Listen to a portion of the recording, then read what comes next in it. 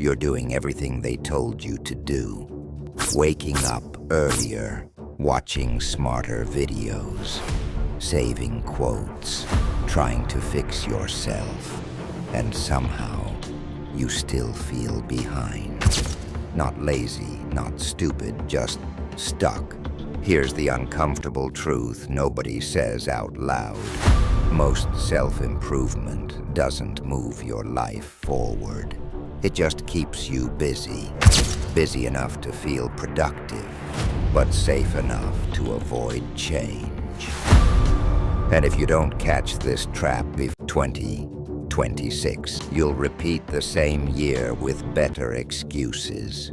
Pause with me for a second. Because if self-improvement was actually working the way it promises, you wouldn't still be asking, "What's wrong with me?" Self-improvement sells one dangerous idea: that you are unfinished, that there's always something missing. Some habit you haven't mastered, some mindset you haven't installed yet, so you keep preparing. Preparing feels responsible, preparing feels smart, but preparation without friction becomes a hiding place. Here's how the trap works. You consume advice. Your brain gets dopamine. It feels like progress, but nothing in your environment changes. Same room, same routine, same outcomes. So you go back for more advice. Not because you're learning, but because learning feels safer than acting. And your brain prefers safety over growth every single time. Be honest, how many things do you know you should do that you've delayed because you're not ready? Hold that thought. We'll come back to it. This isn't a motivation issue, it's biology. Your brain is wired to avoid uncertainty. The amygdala, the part that handles threat, doesn't care about your goals.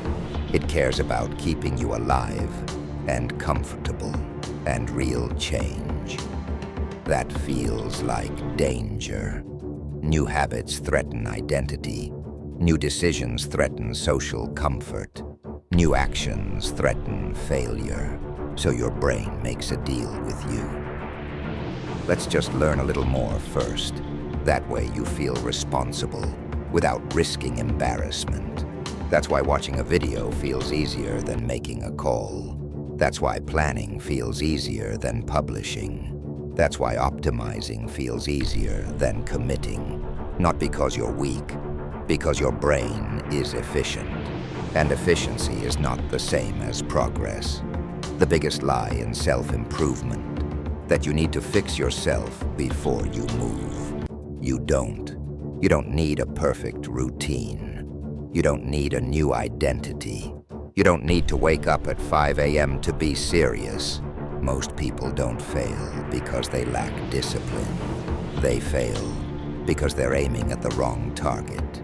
They're trying to become better people instead of building better environments. You don't rise because you think differently. You rise because friction changes. And nobody tells you that because friction isn't sexy. People love saying, "Your phone is the problem." It's not. Your phone is just the easiest outlet. The real issue is what your phone replaces: uncertainty, boredom, decision pressure. If your life had clear direction, your phone wouldn't be interesting. You don't scroll because you're addicted.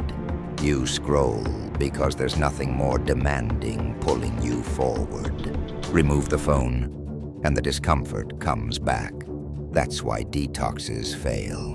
They remove the symptom, not the cause. Here's the shift that actually changes things. Stop asking, "How do I improve myself?" Start asking, "What am I avoiding by improving myself?" That question hits different because suddenly you see it.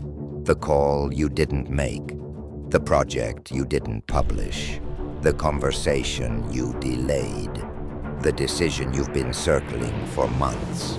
Self-improvement becomes dangerous when it replaces courage. And courage isn't loud. It's small, specific, uncomfortable. It looks like doing one thing today that removes future excuses, not a routine, not a system, a move. Here's something simple, not easy.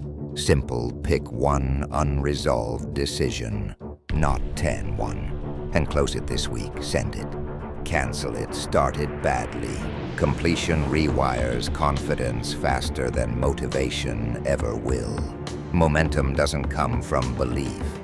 Belief comes after momentum. Most people wait for confidence. That's backwards. If you've been stuck in self-improvement mode, this wasn't an accident. You were protecting yourself. The question now is, are you ready to stop preparing and start changing the environment around you? Because 2026 won't feel different unless something actually moves. And you already know what that thing is. You've known it the whole time.